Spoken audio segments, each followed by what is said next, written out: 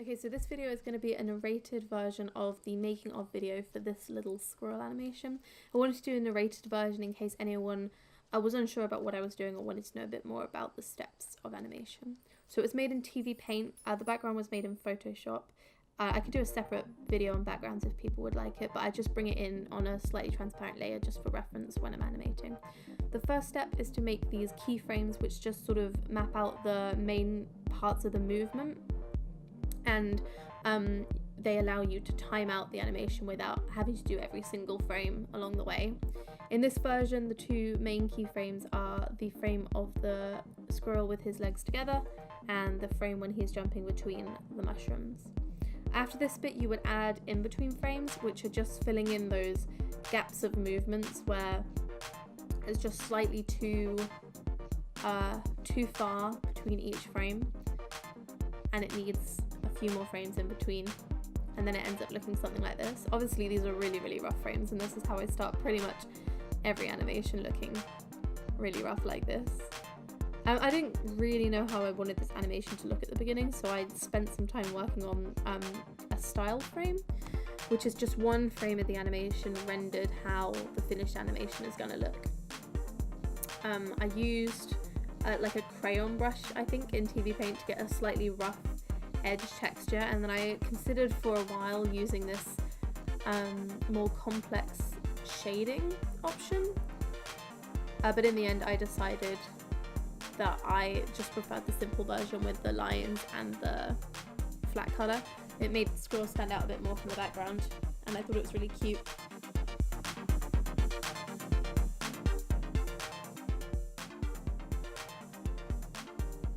I added these little white highlight lines. They just make the character stand out a little bit more and give an impression of where the light is coming from. After that, it was just a task of colouring in the roughs. Because I'm not having clean lines in this animation, there was no need for a cleanup step. I just go straight from rough animation into colour. I colour it in with a hard brush to make sure I've got all of it covered, and then I add the textured brush over the edges to give it that sort of fiery look.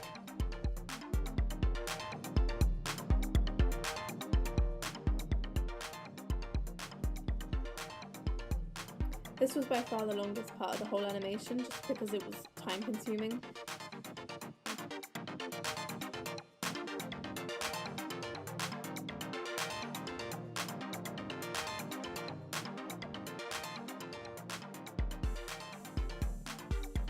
You can see that I use the little black pencil to add details that you can't see with the block colour. So his little ears and where his legs meet the rest of his body.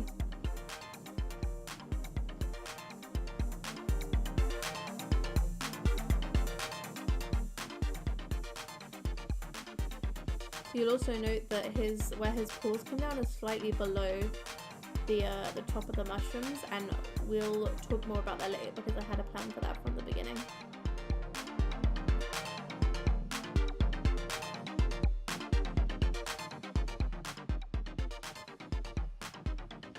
I used a darker colour for the limbs that were sort of in the background, the limbs behind the front ones, I suppose. I don't know how to say that. Just to make them stand out, and so I wasn't using too much black to define the character because that can make them feel a little bit too flat. It's just a really easy way to do that. I used a slightly bigger version of the brush as well for the tail to make it feel more fluffy and textured.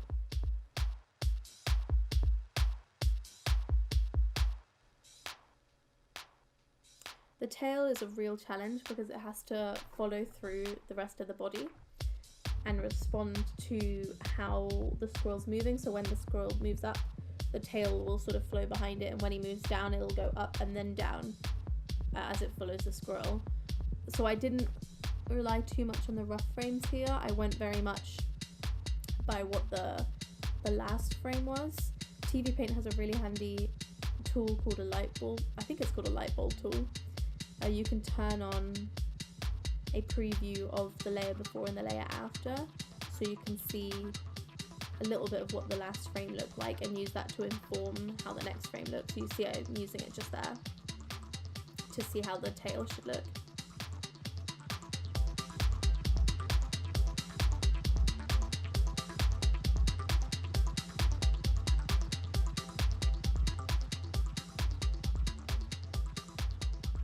You'll also see that I copy and paste some of the frames. This is just a common thing to do in animation. If it's easier to edit what you've already done, it's faster and cheaper if you're in a studio, so it's often the easiest thing to do.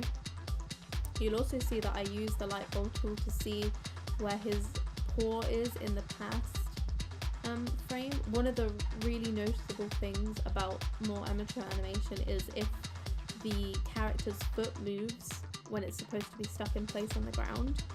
This is a really easy thing you can do to make your animations look more professional and high quality.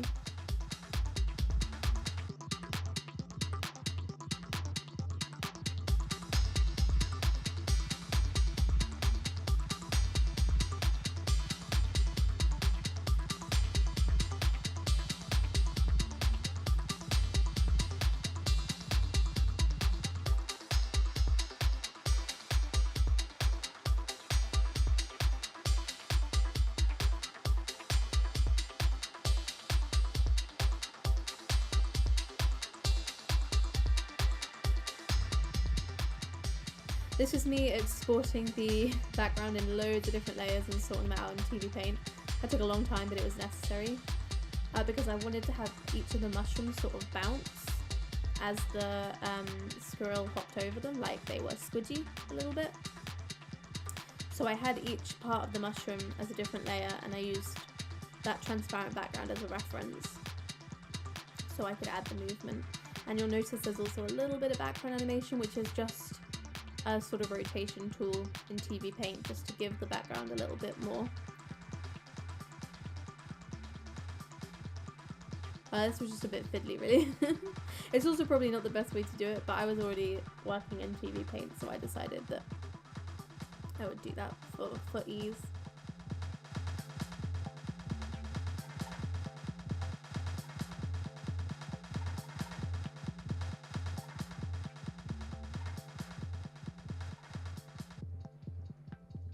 Now I'm adding shadows with a sort of textured brush.